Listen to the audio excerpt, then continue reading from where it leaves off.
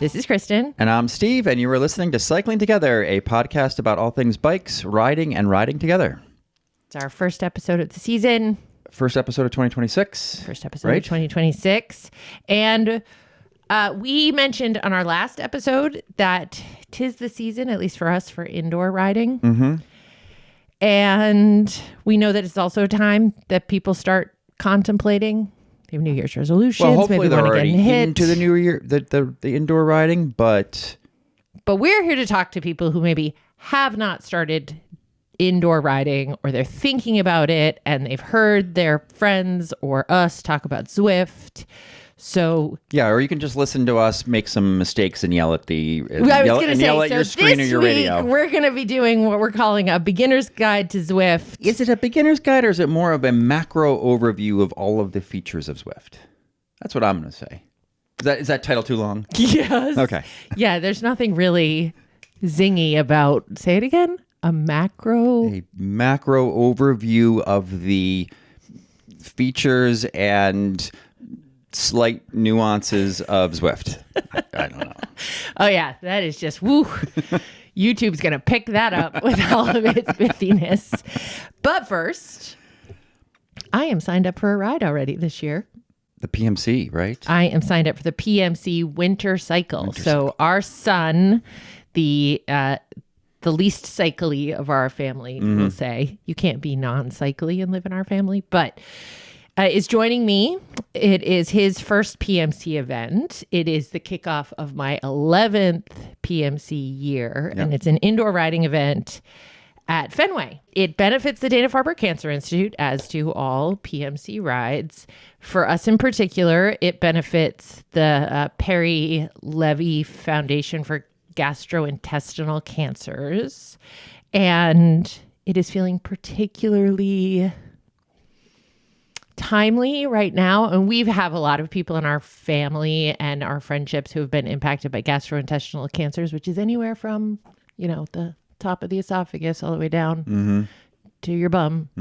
But we actually have a friend right now who has colon cancer, and she just came through colon resection surgery.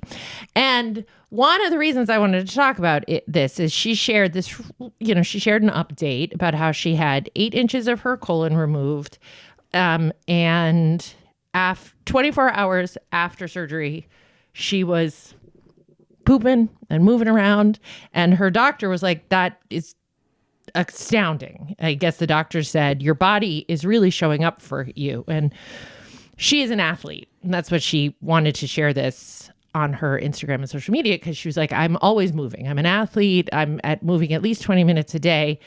And the moral of her story was, show up for your body if you can. Move, breathe, get your heart pumping, stretch your muscles and your mind so that when you need it, your body will show up for you. Okay. And the reason I share that too is a lot of people ask me, like, what are you training for? And I'm like, life. I'm not training for anything. I'm just training. More life. Yeah, I'm training for more life. I'm training for better life. I'm training to be healthier in this life. And so reading her post about that really reinforced how important it is to move in some way, right? She didn't say you have to cycle. She didn't say she was like 20 minutes a day at least is what I get.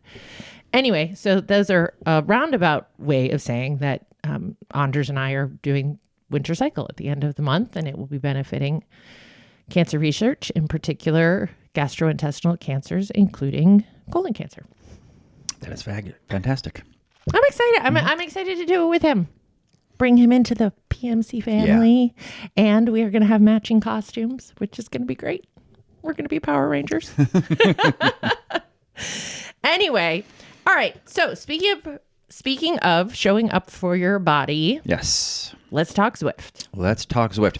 And why are we talking Zwift? And I think that maybe we start with that versus all others. All of them, right? And I think it's because like. Zwift really transformed indoor riding. It is the dominant player for, I think, good reason. And I hated being on the trainer. Hated it. And I cannot stand. I get people come in and say, "Oh, I want a trainer because I just want to do some exercise in the winter. Yeah. Not really cyclists, but people who just think they want to get some exercise in the winter. Yeah. And I'll just ride and I'll just watch TV. Yep.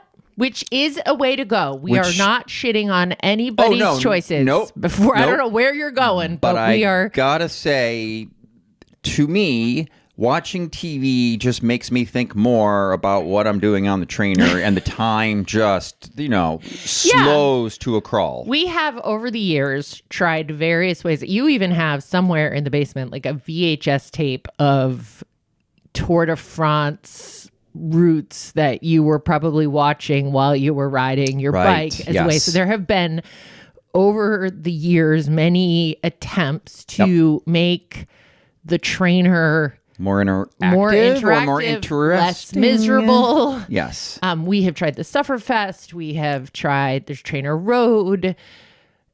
Yeah, I'm with you. Our daughter likes to watch TV. Get on the trainer and watch New Girl. Mm-hmm. I find that completely unmotivational. I will be moving my legs. I can't say that I have the wherewithal to do it with any kind of targets or thought. You still have to have I don't know. It doesn't feel like a workout to me. No. Where Zwift, which is it actually is enjoyable. Yeah, it's an online interactive training and racing platform. It's a video game. It's a video game. It has gamified riding your trainer. Yeah. Yeah. Absolutely.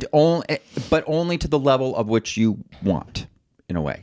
Yeah, absolutely. You can add more and more game features to your workouts as you want. It's whatever you want to make of it. And there are some things we're going to talk about music or not music. Some people love, there are road sounds, there's sounds of, and some people love that. Some people don't. It really is what you make of it. But it is the fact that you are seeing that, you start rolling your pedals and your person starts moving. That in and of itself is very impactful, right? You're like, okay, I get it.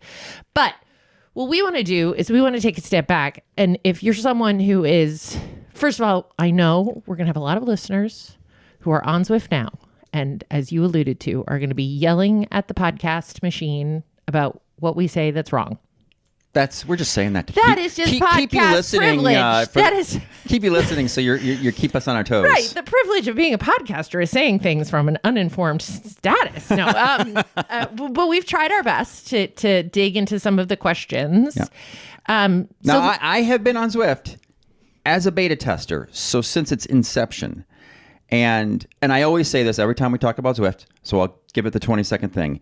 At the beginning, Zwift was a nightmare. It was an absolute nightmare for years and years and years because we had both Ant Plus and Bluetooth devices that you were trying to sync up. There was no Apple iOS. Yes. And it was nightmare fuel. Sometimes you go down to do a workout and spend an hour trying to get things to work. Yeah, but see, why say that? I have a question. Okay. Who cares? All right. If you're someone starting Zwift exists today, you don't know that or need to know that.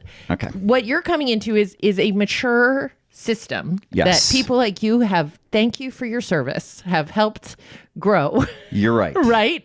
But someone coming in now, that's what we don't want them to be, is intimidated by the idea. Because now it just works. Because now it does seem to just work. Yep. I mean, it's like many technologies, right? Somebody says to me, oh, I'm, doing a WordPress site. I certainly could be like, well, back in the day, WordPress was quite the nightmare. But I'm not going to say that because right now it's really good and stable and it's a great system. Okay.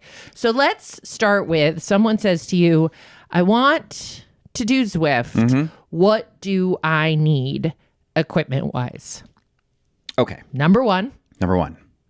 We're going forward with that? We need a bike. All right. Right? You do. You need a bike.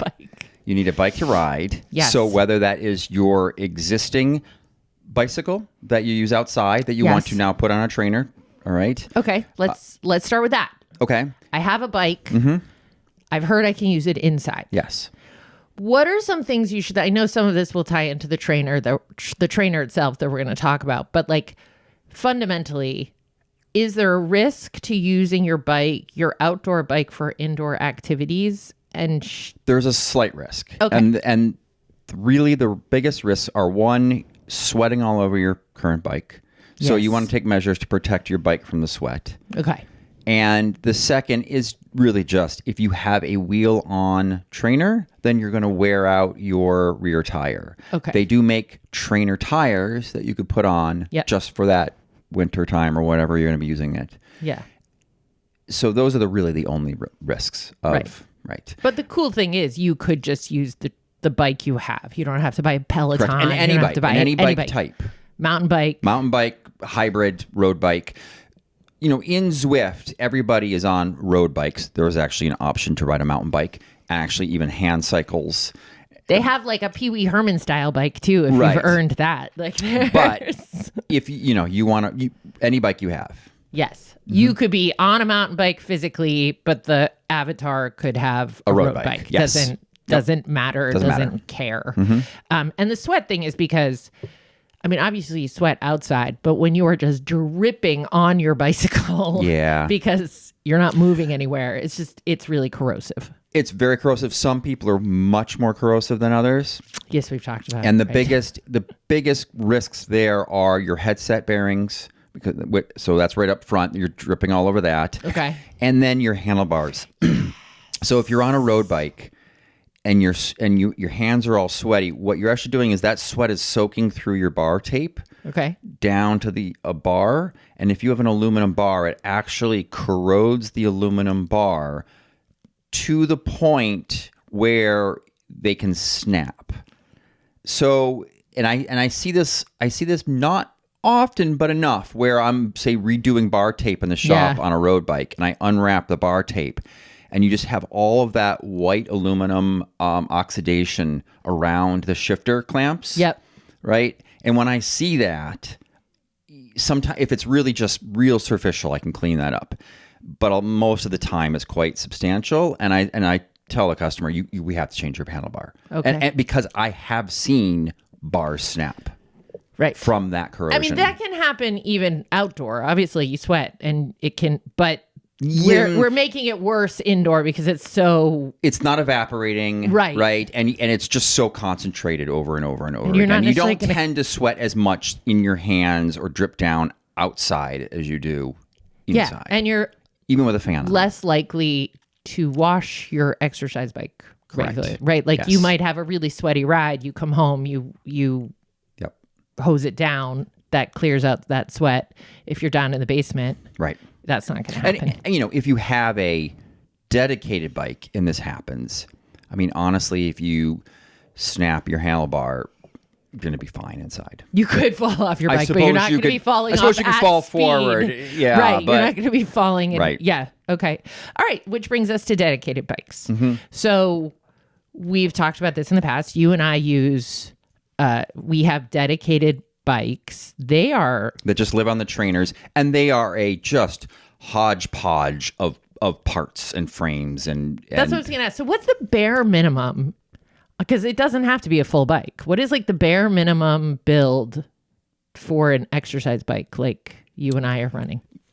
It's interesting now that Zwift has this thing called the Zwift cog.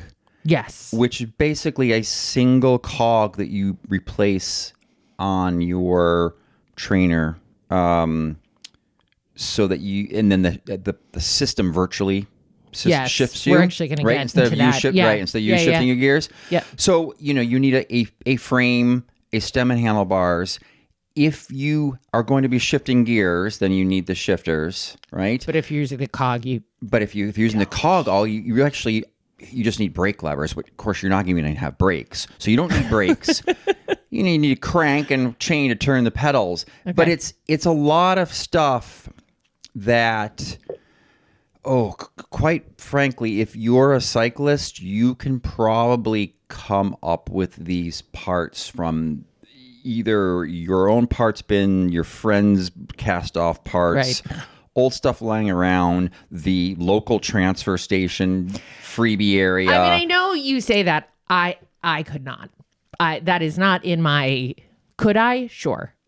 Because I can do anything. Mm-hmm. But it's not necessarily in my comfort zone to be like, if I didn't have you to be like, okay, I'm going to go find an old frame. I'm going to go find. So could someone like me come talk to someone like you and be like, this is what I'm trying to do? And could you help cobble together something? I could. Okay. That can get hard. Like a lot of, So in terms of a bike shop doing this, it is possible, depending on the shop, on what kind of stuff they have around. Like if somebody came to me, I'd say, well, I actually do have a couple old frames, right? So it'd be like, I've got this and I've got a couple of these parts. If you can find these parts, right? Then bring it to me and we'll just put together something for you. I was thinking about this when I was riding yesterday. So I only ride outdoors 1x, right? Yes. With the one. Downstairs, my bike is a 2x system. It's been kind of irritating me because I never ride 2x. And so I'm having all this trouble figuring out that should you try to replicate as close as to possible your gearing that you actually ride on your exercise bike, or at least the fit or something? Like, what are you trying to... Well, the fit. Okay, the fit is the most important thing. So you have 3 contact points on the bike: your saddle, your feet to the pedals, and your hands on the bars. Right? That's funny. I would have been like, so my saddle and my left hand and my right hand. Those all have certain distances, right, and setbacks and all that. So you are looking to take your existing bike that you are comfortable on, and if you are now creating a dedicated bike, you want to replicate those 3 contact points on your trainer bike. Okay. Yeah. Okay. And so because you're basically getting the same fit. Okay. So that the trainer bike feels just like your outside bike that you're happy with. Okay. Okay. And it doesn't matter what type of bike again. Right. Now, if you are someone who's just starting from scratch, right? You don't want to use your outdoor bike, there is a frame that you can get from Zwift itself. sells a whole, basically a bike kit. Yes, with the trainer, and it's just a ready-to-ride setup. Right. For you. I honestly, when I was reading about it, so it's, as of this recording, it's $1,300 for the frame and a Wahoo Kicker Core 2 with Zwift Cog. Yep. The kicker itself is $549. We're going to talk about those, and it's $799 for the frame. Honestly, if I didn't have you and I didn't want to put my fancy bike on a trainer, I could see myself doing something like this. I could see myself making that investment and being like, well, this is just set. I can just put it in. I can set it up and I don't have to. Absolutely. I didn't think that was unreasonable. It is hard to say how long existing things will stay similar enough, I guess it is. Yeah. But they haven't changed. Other than the interactive electronics of the system, they haven't changed all that much in forever. So there's no reason to believe right now that Zwift bike couldn't last you 20 years. Well, and the frame is, you can buy just the frame. So say you have the trainer already. You have a trainer. Yeah. And your bike, for whatever reason, dissolves underneath you. Yeah, you or you're sick of bringing your outside bike in and out and in and out. You can just get the frame. Yep. And the frame, really, there's nothing special you to keep that. saying, and I know they call it the Zwift ride frame, but it's more than just the frame. It's everything you need to ride. You don't have to add your own handlebars. Yes. And you don't Sorry. have to, yeah. It's a bike. Yes. Exactly. You're right. Yes. Even though they call it a frame, yes. It's a bike. It's got handlebars. Yes. It's got cranks, and it's got everything. It's like right. Yeah. Yes. So as I said, I didn't think that. I haven't looked at what like a Garmin Smart Trainer bike costs, but that didn't seem unreasonable. If you want a dedicated bike down, it is not unreasonable. It is certainly. There is an argument there that the extra cost outside of the trainer can be done way cheaper with, again, putting together a mishmash of parts, or even in some cases, a used road bike that you know. Absolutely. Yeah. But not all of us have the technical expertise or the interest. Right. In like, there's that, it's the cost. What is my time worth?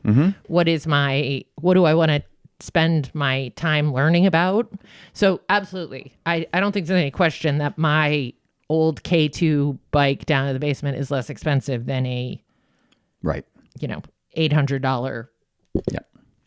frame setup. But again, if you weren't here in my house and this is something I wanted to start, as I read about it, I was like, yeah, I could absolutely see myself starting that way. Okay. Now let's talk about what's driving us in the back, the trainer. Okay. So this has been sort of turned on its head. There are many, many trainers out there by different brands that work fantastic with Zwift. Yes. And basically what Zwift needs is a trainer that, if you have a separate power system on your bike, right? Zwift needs power. Power meaning? Like the number of watts that you're outputting. Okay. All right.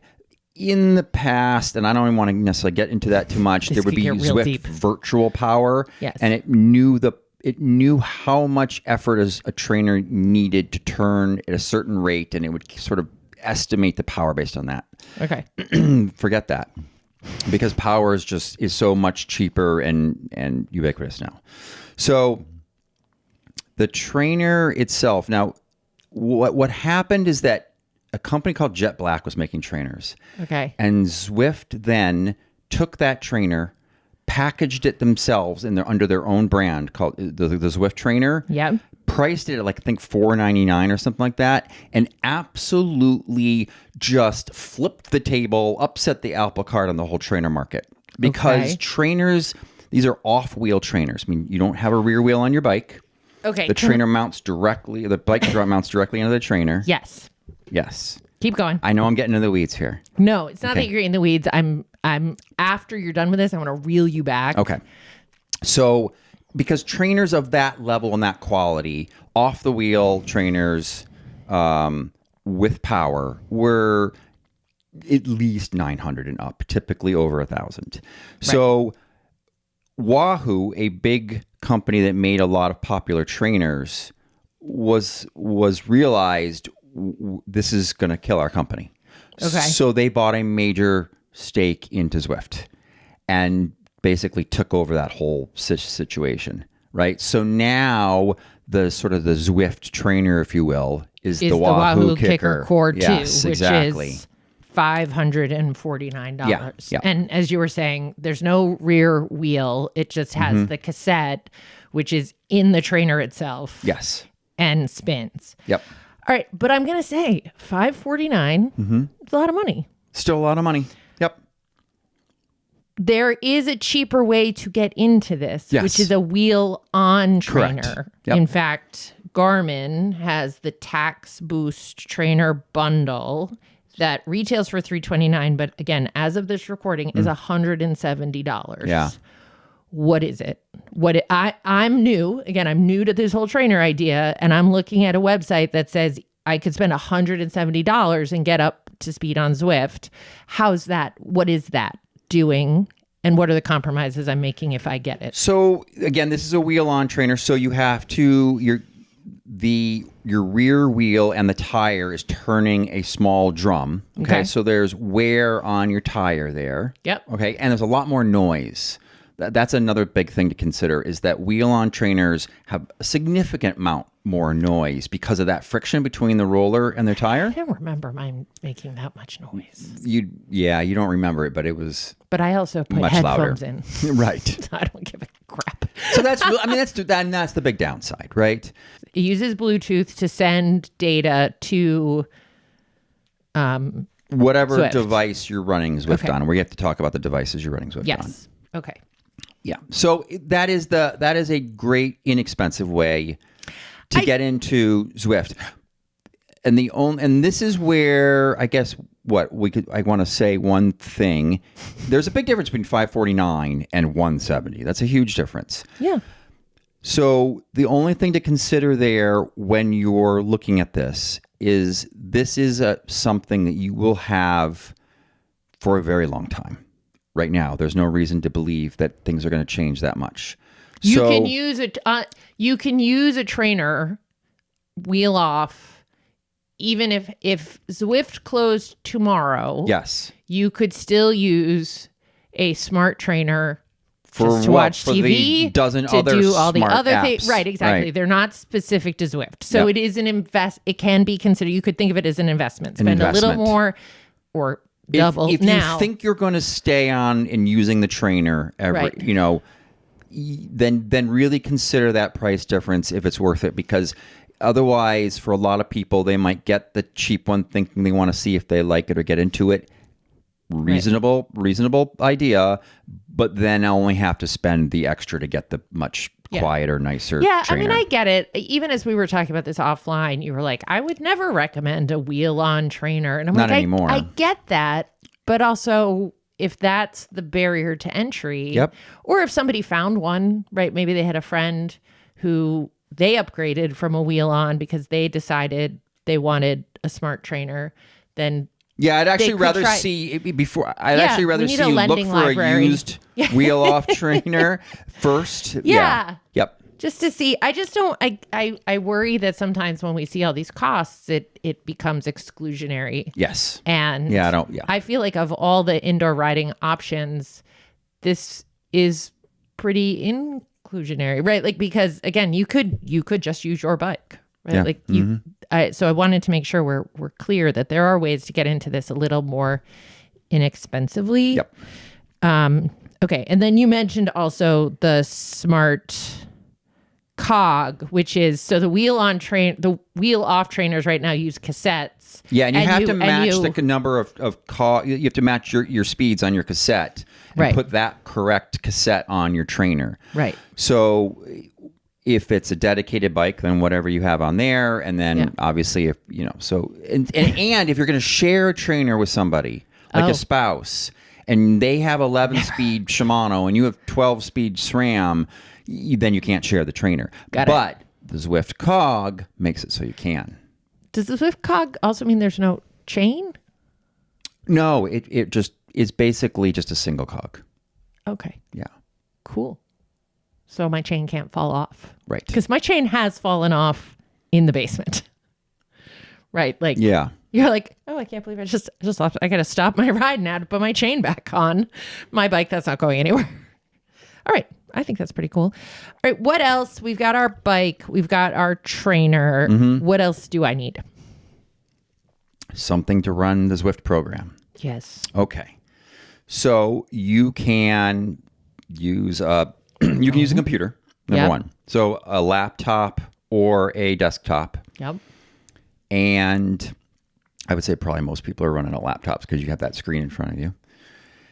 Obviously, a screen because you have to be watching what you're I doing. read one article by Molly Harford, and she was like, you can run it on your phone, you can run it on your screen. She goes, but all I can say is the bigger the screen, the better. Oh, absolutely. Because there's also a lot, not only does it give you a more visceral experience, but there's a lot of data on the screen that, as I get older, is harder for me to see. And part of it for my brain is all of that data is one thing that helps the time go by because there's a lot of stuff to look at and like people passing, analyze you, and yes, heart rate, exactly. and yeah, that's it. So, and then the other thing that Zwift has is Apple iOS app. Yes. So you can run this on an iPad, an iPhone, or an Apple TV. Yes. The Apple TV, and this is, I mean, my opinion and a lot of people's opinions, is the best, cheapest way in many cases to get into Zwift. Again, This is right there. Yeah, I mean, $150 is not inexpensive, but you are basically buying a computer that runs Zwift. Well, or you have Apple TV, which a lot of people do, and it's Or you it's have an already Apple on TV, it. right? It's already on it. Well, it's an app that you Yeah. get put on it. So Now, I mean, I've seen people run Zwift and they're looking at their little phone, right? I mean, I don't know how you do that. Like, that's not to me immersive or interactive or whatever. That's just makes my eyes hurt. I can see that maybe you're, I don't know, on a business trip or something like that. But anyway, Yeah. And because I believe, I will make quick side note. I believe that a lot of hotels have bicycles in their fitness rooms that have the capability to connect to Zwift. Get out of So here. you could bring your phone or your iPad and then run. Yes, I believe that's the case. That's but pretty cool. Somebody might comment on that. Right. Okay. I'm sure someone will. So then the next thing would be, the next best thing, I suppose, would be the iPad if you're running iOS, right? Because it's bigger. And then for us, we run an Apple TV connected to a TV. Right. And just, it is really, really nice. And as we've said before, but I will reinforce on this episode, screen position does matter. Where you want to be in a fairly natural, again, we talked about the 3 points that you're in. You want to replicate. So you also want to replicate how you would be looking down the road. So think about where you're putting this screen so that you can have a natural head position to see it. Yes. That was the thing we've been trying to work on. But the same could be for your iPad or your or anything. So I know there are some too that put it right in front of you, and I feel like that might work as long as you can, I mean, the smaller the screen, the closer you want it, right? If you have an iPad, you're probably only going to have it 2 to 3 feet away from your face. Right. Right. Exactly. So, but sometimes it'll be on a table, and this is one of the what we'll call essentials. You do want something to put some stuff on, either whether it's your display or so you have somebody gave you. Yeah, actually, somebody was moving and gave me one of those. It's a Wahoo table. It's basically a U-shaped table that rolls up in front of your trainer bike. Yep. It kind of surrounds the front wheel. Yeah, it's very cool. It's cool. It's a little pricey. I use an old music stand. Oh, it's super pricey. I would never buy one for myself. I love my little music stand. It's just the right. You can get it nice and close. You can have it. It can put all the remotes that I need, my headphones, an extra rack. It's just it's perfect. And I think it was $15. So yeah. I will say it's a solid back one, not one of those old fashioned wire ones.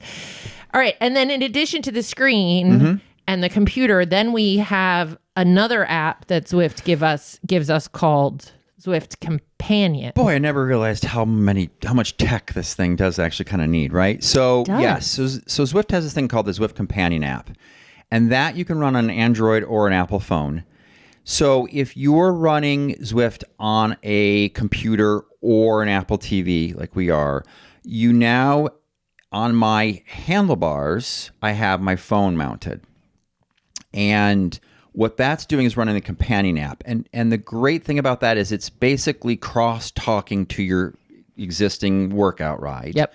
So if you're doing an actual structured workout, it has a bar which will show you in graphical format where you're supposed to be power-wise, which is really, really helpful when you're doing these workouts, other than trying to just keep the number in the upper corner at the right zone, right? Because it gives you a zone of the power. When it tells you to say do 200 watts, it can be really hard to, we'll get to that. We're going to get to that. All right. But it lets you, the Zwift app Companion app lets you watch your workout or see where you are on the map. Yep. It lets you chat with people there's by text. Yep. I cannot do that. I am not functionally able to chat and ride my bike at the same time without losing cadence. I know you can do text to speech. I'm not that coordinated either. Sometimes when you're on a free ride, it'll say, do you want to go straight or do you want to go right? And that's where I'm going to choose your direction when you come to an intersection. It lets you give ride-ons, which is basically how we encourage everybody, and there are benefits to that we're going to get to, but it's really cool. You just touch where you are on the map, and it automatically gives five or six people around you. Yes. If they're around you, the nearest people around you. Yeah. And I'm always I hit that ride on like it's going out of style. Well, it doesn't once you hit it once, it refreshes. It refreshes. There's a time period before you can do it again. I work that ride on. Unfortunately, I don't think you earn points for giving ride-ons, because if you did, I would have so many. Back in the day, there was something for that. There should be. For the cheerleaders. Okay, so that's the Zwift app. And then I'm going to call this the last piece of essential. There's a lot of, we're going to talk about other equipment we think you need, but a fan. Oh, yeah. Oh, my gosh. Essential. I, until this year, was not thinking essential. I was like, meh on a fan, because I get cold when I'm down there. So the last thing I want is like air blowing on me when I'm first down there before I warm up. But I've been doing workouts, like trained workouts, and they are making me sweat. So I'm now on The that. A last fan workout is we just essential. did a couple days ago, I was dripping. I forgot to turn the fan on. Yes. But we were in a group ride, and there was, I settled into this great group, which in Zwift is called a blob. And I didn't want to lose that. I couldn't Right. hop off my bike for a second, and even Right. my avatar would sort of be coasting for a minute or for 10 seconds. But so I just suffered through it. And yes, it was so drippy, you sweat in your eyes and so forth. But with the fan on, the sweat is just totally manageable. It's not that bad. Right. Apparently there is a Zwift fan, that will turn on at a certain... Well, Wahoo had a fan, so that doesn't surprise me. Now it's the Zwift fan. One right? of my friends asked me about this, and I said to him, just get a smart outlet and he goes, oh, genius. That way I can just say, hey, Alexa, turn on my fan. Yeah, a lot of times you don't want to start off with the fan on. That's my point. I'm usually too... Right. I'm already sad that I'm down there. So cold. we use these little plug-in things from, I think, Google Home devices. Yep. And so when I'm ready to turn on the fan on my phone, which I'm running the Zwift Companion, I can just say, boop, turn on, Right. and there it goes. Yep. All right. Other stuff we think you need. I like to have a tube of chamois cream down there just in case. Oh, down there. Okay. I have it right on my stand just in case. Because sometimes it's fine. And sometimes I get on and you're like, ooh, this is not comfortable. And so I may have to refresh. Multi-tool to adjust something. You don't really. Just to have Once it it's set up, it's accessible. fine. But yeah. Except the other day I got on and one of my aero bars was like a little loose. And I was like, ugh, I need to go find a multi-tool. We have 4,000 multi-tools. We can't have one on the... Yeah, I suppose. I'm just saying, the idea is to make this as frictionless as possible, right? So what can you have in place? Have your pump there, right? So if you're not using your pump, get it out of the garage. Here's put it by the funny thing about the pump. So your front wheel has the tire on. Yes. Unless you have the Zwift bike, you don't have a front wheel. And that's sitting, that's sitting there. And of course, you never think about it until you suddenly realize, wow, it's been 6 months since I've put any air in that, and that's really squishy, right? To then, just make sure you can quickly get your pump in, because you don't want to have to delay your workout because your front wheel is flat. Yeah. Now, I have aero bars. You do. You do not. I joke, I call them texting bars, but I don't actually really use them much for texting. I have been using them quite a bit in workouts. They've been part of the workout. Yeah, you have. Has been get into aero and sit in it for 6 minutes. So it's a different exercise. I don't know that I would have bought them. We had them laying around, but I do like having them because it allows you to shift your position. And one of the cool things about indoor riding is you can work on your pedal stroke. You can work on strength exercises. You can there's a reason that long distance disciplines in riding, which normally don't use aero bars, such as Unbound and so forth, that they like having aero bars. They're basically a place to just rest and change position, and especially if you're going to be in it for the long haul, I suppose, on the trainer. But so I like something to think about. Yep. We talked about sweat. It's a sweat. Oh, I always have a towel draped over the top of my bike. One, that's sort of for sweat protection. Two, that's just to wipe your brow. That's just for sweat. Mine is also for snot. And my friend Alex wants to know, how come you don't get snot? You don't get snotty? Never. Never. No, not once. I've never even thought about that on the trainer. Oh my God. Yeah. Huh. I often have to wash that. I mean, you should wash it regularly, but I have to wash mine more regularly. I had no idea. How could you have no idea? I get snotty outside too. How do you not get snotty? I don't get snotty outside too. Yeah, well, we've talked about that. It drives me nuts. Everybody clearing their nose on rides, and I'm like, "What's wrong with you? Rocket action. What is wrong with your sinuses? You mutant?" All right, let's talk about heart rate monitors. So you wear a heart rate monitor. I do. I don't. I don't know why. Why should I wear a heart rate monitor? A heart rate monitor is a great tool to know the level of work your body is personally doing. Okay. And I'm sure there's going to be physicians out there who are going to just, go against what I'm saying. But not a doctor.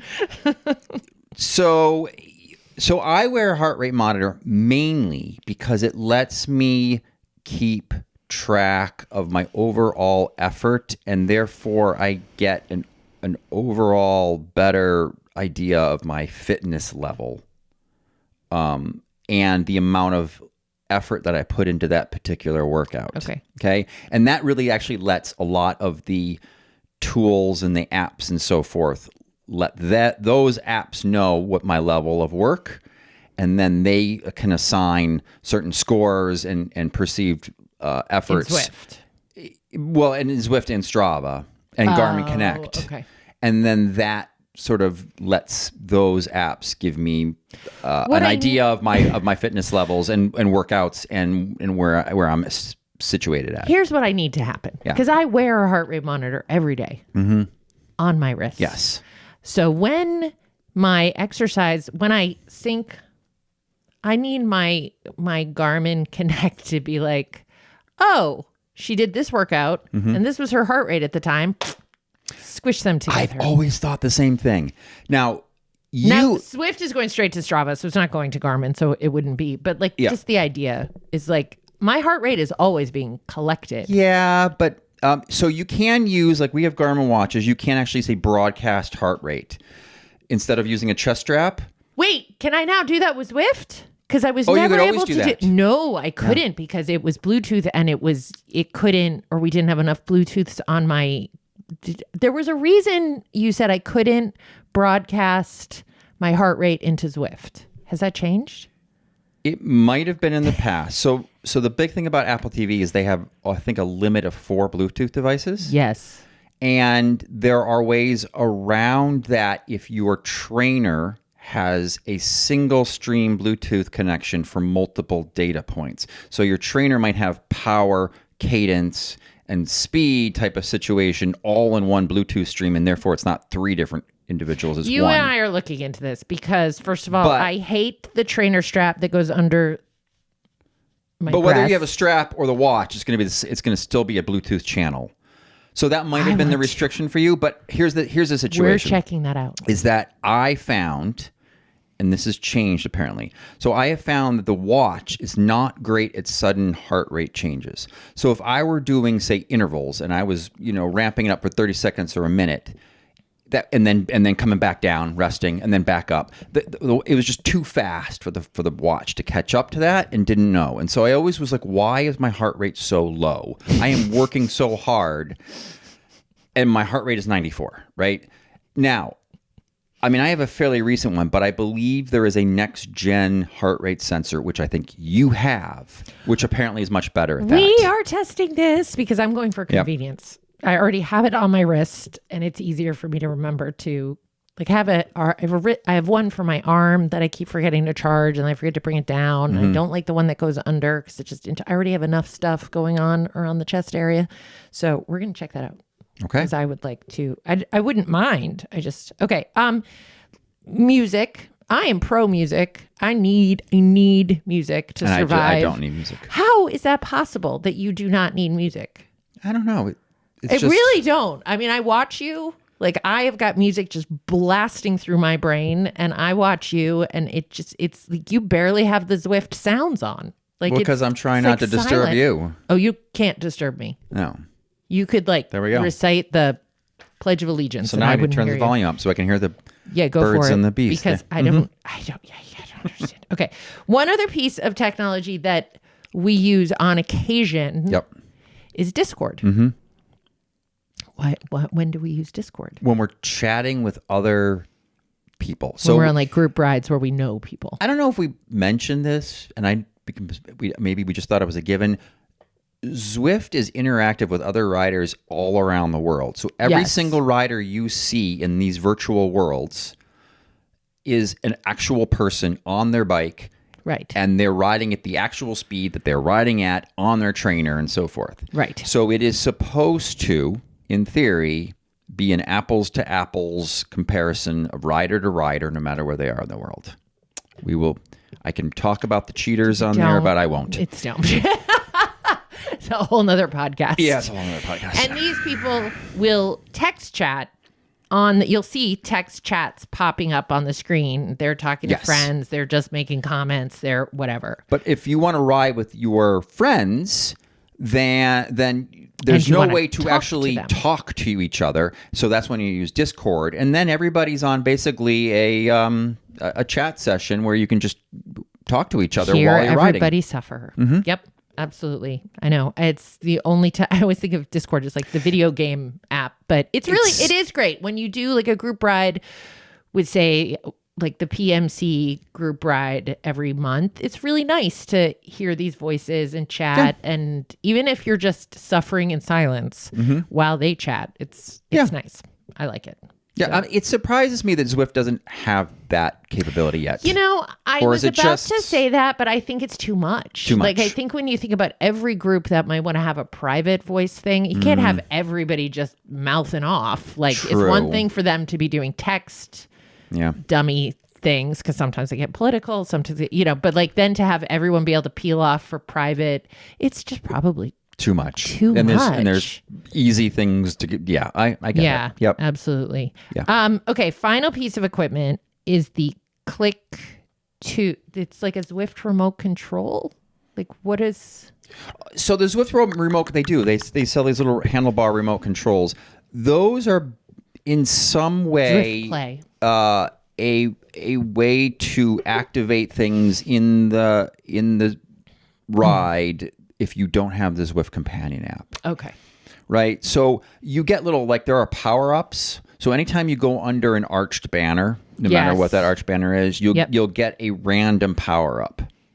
Yep. That could be like a little climbing boost. So you go a little faster on climbs.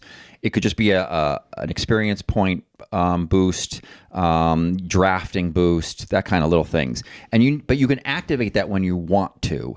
And on the companion app, you just push the button. You just push the little symbol. Right. But if you don't have that, then you can or now you just use don't want to deal with the a little screen. buttons. You might like the physicality of a button. Yep. Right. Yep. Versus trying to find the right thing. You're coming to an intersection. You want to go left instead of that kind of thing. That's what that's really for. Okay.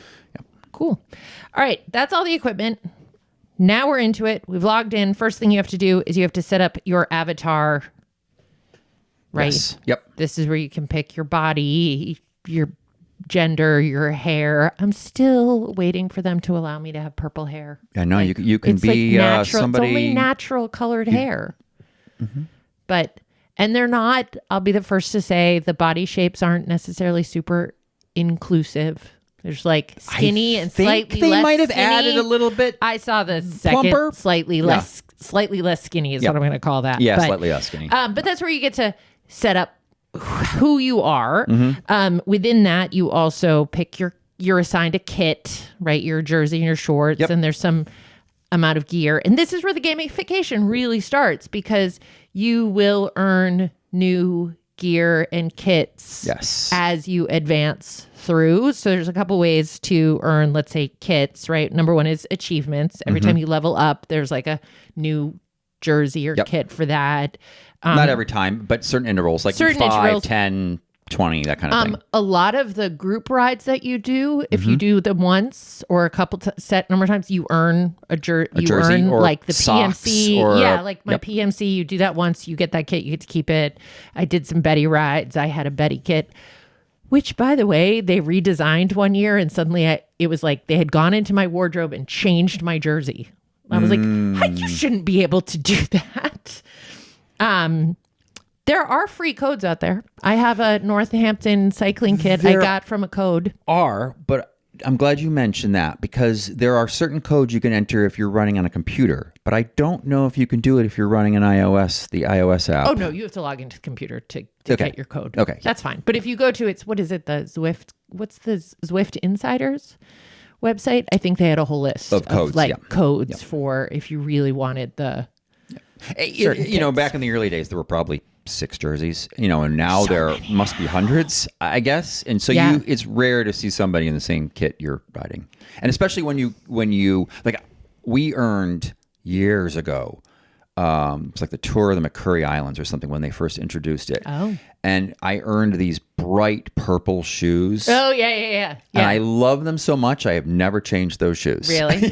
One of my favorites I have is from, I did a winter Grand Fondo last year. And it's like a winter themed, like got snowflakes on it. And it's just a cute kit. But this is, remember when we would talk to the kids and be like, can't believe you're spending money on virtual stuff. And here I am going, look at my pretty closet of virtual jerseys. But unlike all of those we're not spending money. We're not spending any money. But it does show that virtual rewards work. Oh, they do. Right? Yeah. And then they're you can spend some encouraging time you to ride more. Yeah. Yeah.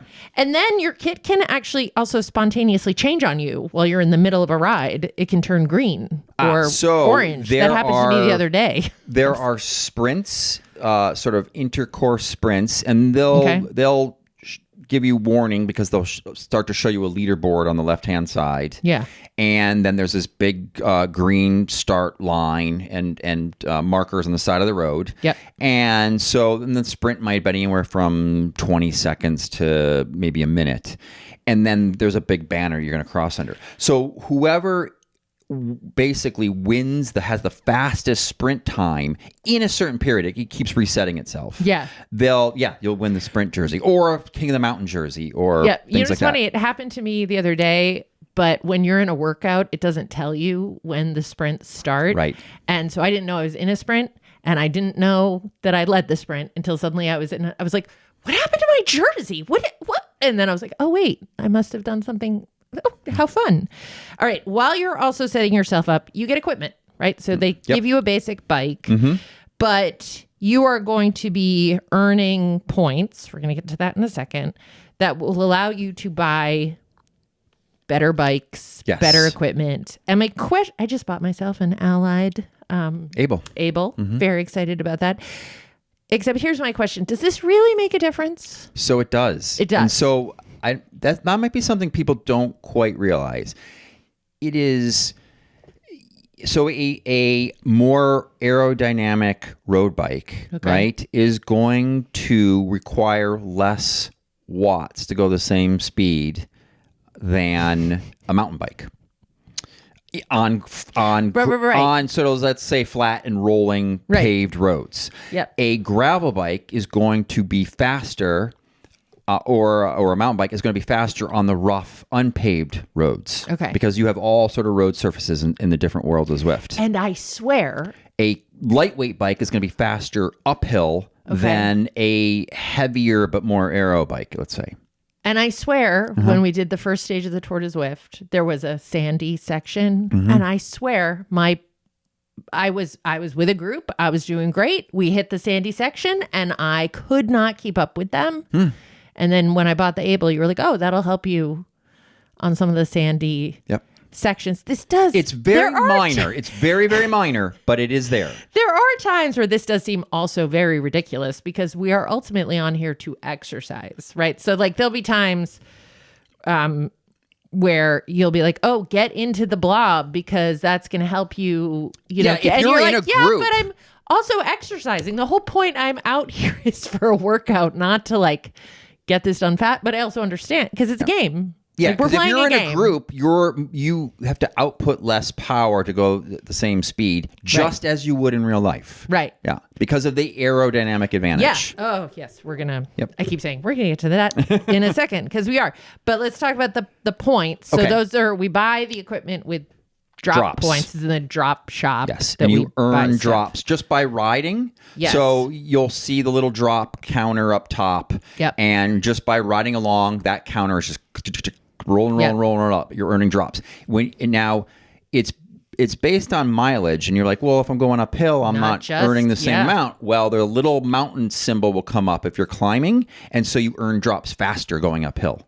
Yeah, it was interesting reading about this because, like, some of the first of all, you earn like 50,000 drop points when you level up, level 1 to level 2, right? Yes.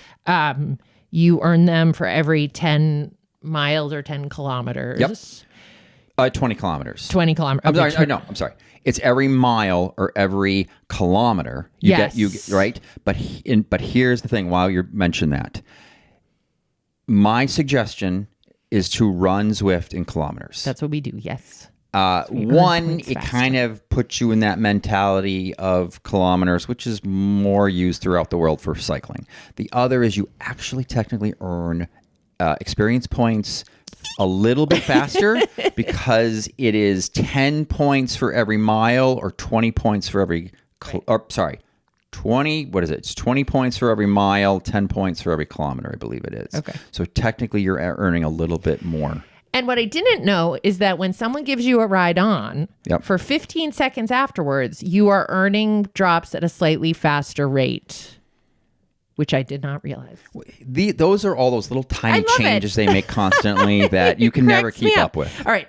But then there's drops and then there's experience points. Yeah. And the experience points are what get you from level 1 to level 2 to level 3 to Yes. right? And Now, so those are based on again, your There's miles ridden. the experience points only from my knowledge so far matter for one thing only.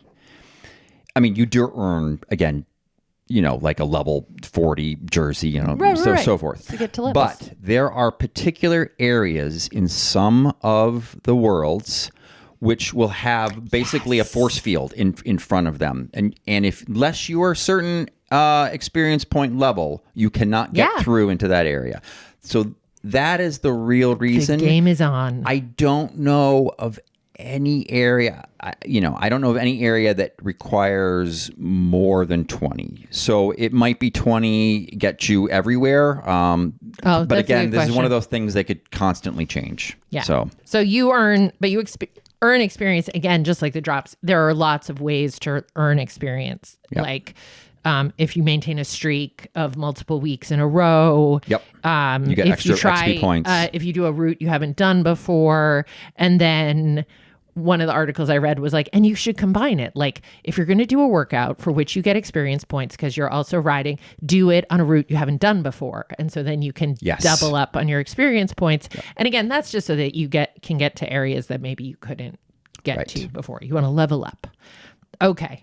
So now we set up our avatar. We have got our equipment. Let's ride. Okay. It only took us 40 minutes. Right. So there's various ways to ride. The most basic is a free ride. You get on your bike, you just pedal, find an area. Yep, and you just ride. And you then just your ride. little person's just riding along. Right. And there are, what is it, 12 different worlds? I can't even keep track anymore. I think it's 12. Wow. Could be wrong. When I started, it was one. Yes. And it was a tiny little one. Yes, Watopia. So Watopia is the cruise island of... Watopia is the main island. It has expanded and expanded and expanded over time. Yes. It's always available. It's always available. But then we rotate through available worlds. New York City, London, Richmond, There is Tokyo. a way to ride anywhere you want, but they don't necessarily have those technically open. So sometimes you could be the only person well, that's boring. riding in a particular world if I did not know physically go and change, but we're not going to get into that. Yeah. So with the rides, it's you pick. The only thing I would say is elevation can make a difference. So sometimes I'll pick this one's just a 20-kilometer ride, not noticing it is straight up. It's 3,000 meters of climbing. And I'm like, this ride that was supposed to be 20 kilometers took me 2 hours. Yeah. Well, they have a road that essentially mimics Alpe d'Huez in France. So it mimics the actual climb. Yeah. Right? Down to every hairpin turn and so forth. So yeah, that will take you a long time. Yes. Mm-hmm. Yeah. For a short period. Just think about that. Or short distance. You can also be like, screw it, and just make your avatar turn around. And yep. You can always hit the U-turn button, by the way. Yep. I'm not doing this. Because it's not like you're starting a level. You're just starting a ride. You can be like, you know what? Forget it. I'm going to turn around. I'm going to go the other direction. Yeah. And then you'll just, every intersection, Zwift will say, which way do you want to go? Do you want to go up to the ruins, or do you want to go down to the shore? All right. So that's free riding. Then there's always group rides. You go onto the schedule. There is a ride going on every minute of the day. Pretty much. By any group. There is no rules to who can join them. Right. If you want. Right. Right? Yep. Yep. So you have lots and lots of different group rides. Yeah. Right now, we are in week 1 of what's called the Tour de Zwift. We're going to get to that. Let's don't jump ahead. Okay. These are just events. What's a pace partner? Ooh, a pace partner. I love pace partners. That's a good question. Okay. So a pace partner is basically they have it's called the RoboPacer, Okay. right? And But they have a name too. Here comes Julie. yeah, they have RoboPacer. new names. Julie Miguel, I think. I forgot just the names. making up Or not? names. I'm sorry. I don't know. Yeah. Anyway, so they are essentially when they started out, it was just a normal looking person, right? But now it's an actual robot on a bike. Yes. Right? They wanted to make it more Obvious. So, and this RoboPacer rider is going to keep an average of, let's say, 2 watts per kilogram. Okay. All right. So, and now it's average. Now, it used to be they would ride at exactly 2 watts per kilogram, basically, and that was not natural. Okay. So Zwift changed it. So the output going uphill is going to be a little higher, and the output going downhill is going to be a little lower, but the average is going to be that 2 watts per kilogram. So you'll find lots and lots of people in this group all staying around this RoboPacer. So if you want to do it's almost like a free ride. Yeah. But in a lot of With a cases, with a plan, almost, it can be very beneficial to choose a pace that maybe is a little bit, outside your comfort zone, or it's going to make you work. Yep. And then basically you just stay in that group. Okay. You can get 40, 50 meters ahead of the RoboPacer. You can get 40, 50 meters behind. It will tell you to let the RoboPacer catch up or to catch up to them. Okay. And if you get too far ahead or too far behind, it just basically sort of drops Releases you out of the you. group, releases you out of the group, and which is nothing other than you're just no longer going to follow that course, and you're not earning extra drops, because you do earn quite a lot of extra drops the longer you stay with a RoboPacer. Okay. Yep. The other thing that reminds me of is the system will also do is if you have done a segment in the past, like a timed segment in the past, there will be a little ghost of you waiting at the start of the segment that will say, you can toggle that on and off. I love it. There she is. Yep. And she's like, okay, let's do this. And it will help you push your limit a little bit. Yes. Be like, okay, I can see where I was, and I can see on track for that. I actually really like that. All right. You can host your own events. Yes, you can. You can host your own events, and you can actually put a rubber band on them, meaning that everyone can stick together. It's just going to make the group stick together, which is a little more friendly. Yeah. That's fun. And then they have special events. Yeah, special events. Like Tour de Zwift. Tour de Zwift is their biggest event, I'm going to say. Yes, right? I love it. And they have these things all year round, but Tour de Zwift takes place in January. It is a, 6 week? I think it's 6 weeks. Okay. Yep. So 6 stages, and they allow you to do that stage at any time during the week. Yep. And then it's every hour on the hour. Yep. And then there's typically 3 different distances you can choose. And it can be really smart when you look at which one you're going to do to look at the elevation. Yes. I believe actually, so I think stage 2 next week. Yeah. Or was it even this week? But so usually it's sort of short distance, middle distance, long distance. Yeah. Right? I want to say that next week it is the longest distance was actually shorter than the middle distance, but the elevation was significantly higher. So the time on the bike is going to be way longer. Yeah. So it's just it's good motivation at the beginning of the year. Again, you earn, like, we just got the glasses, we'll get like the hat, you get the full kit, and you earn something to do it. Yep. But it's just a good motivation. It's a motivational thing. Oh, I got it. Oh, we're going to do the 7 o'clock, Zwift. Well, we got to get on the trainer, be ready. Week. Yep. It's only for that week. They do have a makeup week at the end where you can make up any stage that you missed. Yep. You can do multiple stages. And there's actually a contest where if you do all 3 options of each stage. You'll be entered to win a special edition Zwift bike. And, you know, so there are, but it's more just the community of it, and it gets you on. When you start out one of these events, everybody is sort of sitting in this holding pen on a virtual trainer, basically just spinning, right? So you can just be warming up, spinning. You're not going anywhere. Everybody around you is just waiting for the start. This is where you drop all the rides on. And then it starts, and they sort of release everybody. Yeah. And immediately what happens is you're going to have a lot of people instantly putting on a lot of power. Yeah. And other people are not. You're kind of doing your own thing. Groups start to form. Blobs, right? You know, you let off for a few seconds, and you have to be careful because you could get dropped out of that group, and so you have to either put in an effort to get back into the group, or you sort of just like, I'm done. I'm going to wait for the next group to catch me and try to join them.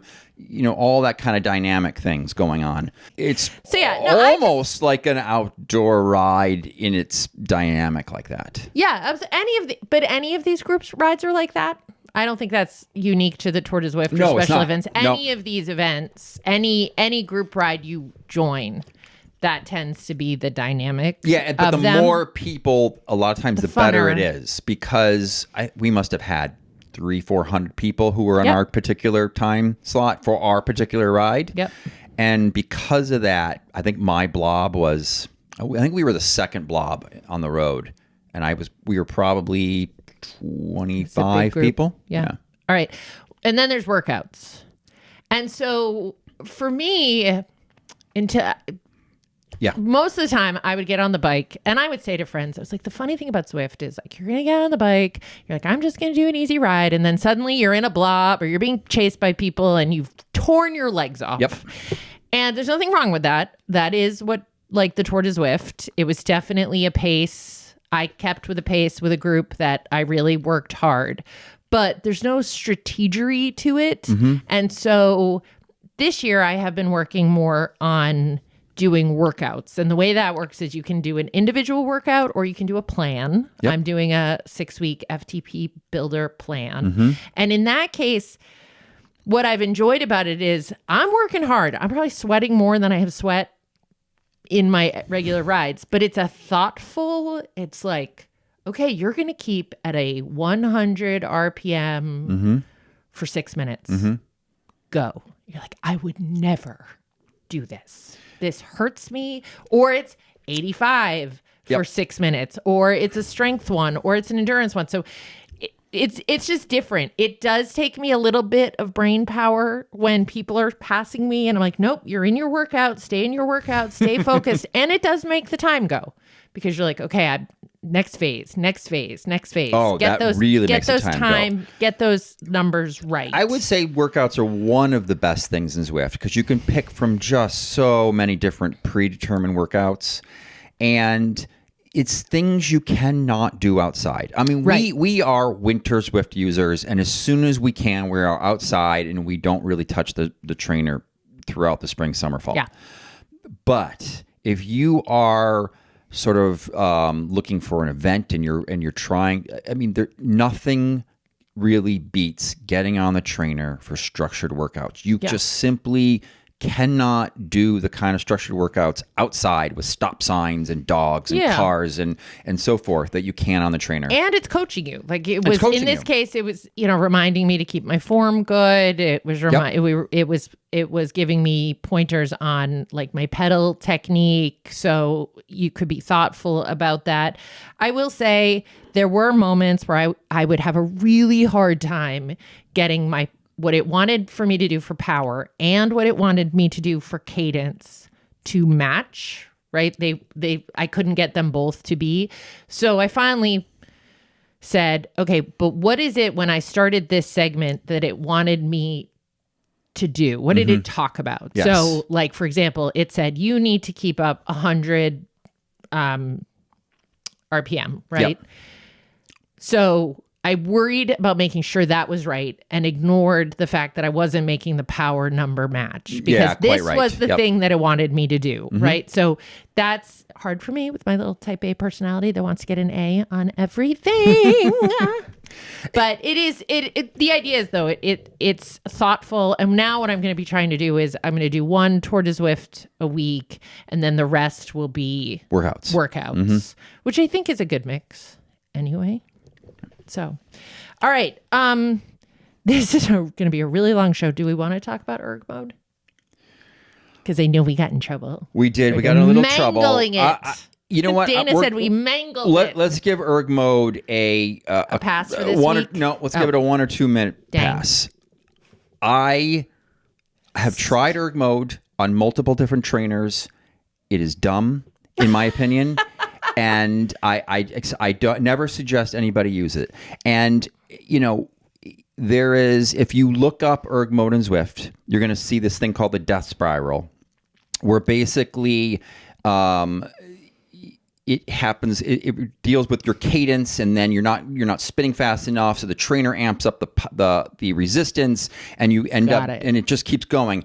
Every single time I've tried it, I guess I've ended up in the death spiral. And they're like, oh, you should do this and this and this to try to cease the death spiral. And you're like, if you have an operating mode that results in death spiral, you have a misengineered algorithm problem with your trainer, like in how this works.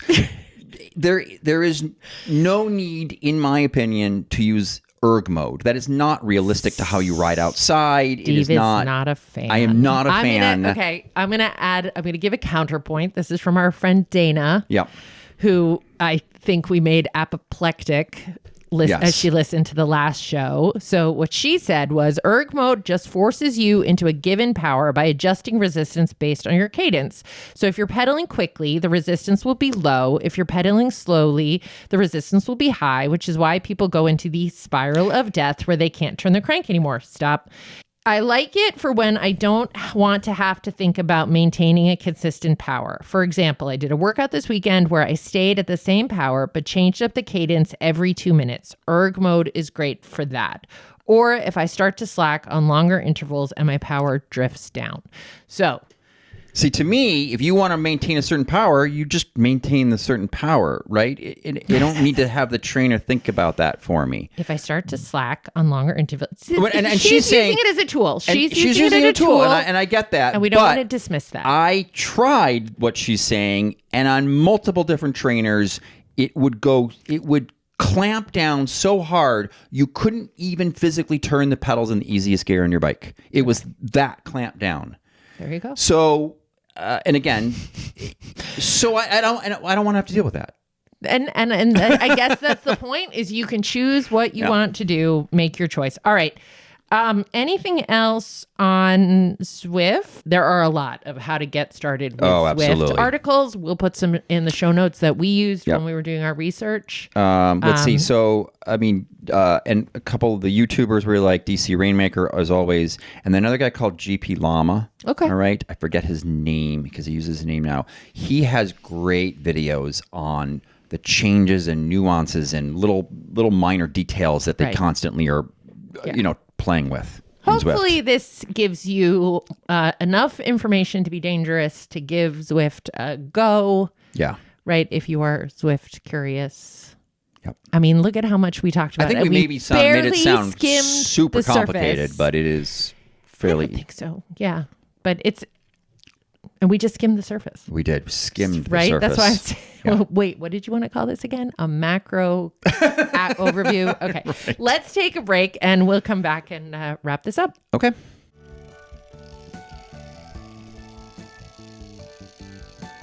Well, as if the show wasn't long enough, what do you got?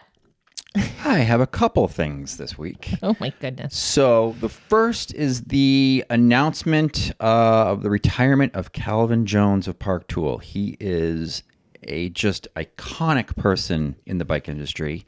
First met him in 2011 at the U.S. Olympic Center in Colorado Springs. When you were getting your race certification? Mechanic certification, yes. So, and then a bunch of times all the trade shows. What does he do at Park Tool? he is basically the education guru, the training guru. Okay. I'm sure there's tool design influence going on there. So all of the conferences, trade shows, seminars, schools, he's been there. Wow. Yeah. The end of an era. Yeah. So you'll see him pop up, I guess, from time to time on videos, but otherwise his day-to-day job is over. Yeah. So congratulations on the retirement to Kelvin. All right. What else you got? I have one more thing I saw. This is a nice scene while scrolling. Yes. So the dork disc on a bike. The what? The dork disc. The dork disc is that big plastic plate that goes behind your cassette on the rear wheel. Okay. It is intended so that if your derailleur is misadjusted or bent and the chain goes off the largest cog down basically into the spokes, so that it doesn't get caught down there, doesn't chew up the spokes and so forth. Do those come standard on every bicycle? So yes, they do. Okay. And almost everybody, certainly who might call themselves a cyclist, takes them off immediately. Because all right. Or doesn't put them on when they're being assembled. No, they come on the bike. Oh, yeah, out of the bike, out of the box. How do you get them off? So do you have to you have to take the whole cassette off? Yeah. Okay. Or very frustrating trying to cut it out through the spokes. Or you just plenty of people out there who've done that in their lives. I mean, I've definitely seen them break. And then they're just spinning freely, and that's how they come off. Because over time they get brittle, they crack, they start. They're just loose. Clear they start plastic. Yeah, it's just clear particularly plastic. Tough. Seth of Seth's Bike Hacks and Burn Peak. I guess he did a video on this where he tested this and found, oh yeah, it's doing what it's supposed to be doing. And then he tested it without, and he's like, well, I didn't really find much more of a problem without it. But anyway, so. This was a requirement by an industrial standards organization for bicycles. Oh, okay. And that's why they came on all bikes. Yes. Okay. And however, that requirement, that ISO requirement, was revised in 2023. Oh. That they're not required anymore. Okay. But they are in the United States still. So, and because so much of the market is the United States, a lot of companies just default to putting it on there in case their bikes end up in the United States. The thing is that when you look at these things, this is, I got to say, just tons and tons of plastic that is being manufactured and then thrown into the trash. Right. So the U.S. has to change this and catch up so that we are not making this useless dork disc. All right. There we go. You heard it here first. Yeah. Could you guys, who takes care of that? Who decides that? So that's the U.S. Consumer Product Safety Commission.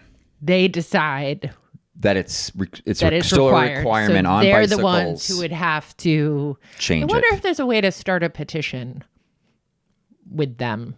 Like how does that process even start? Right? To submit to. Do they still have employees who even work in that office anymore? Oh, who knows? That's a question for another day. All right.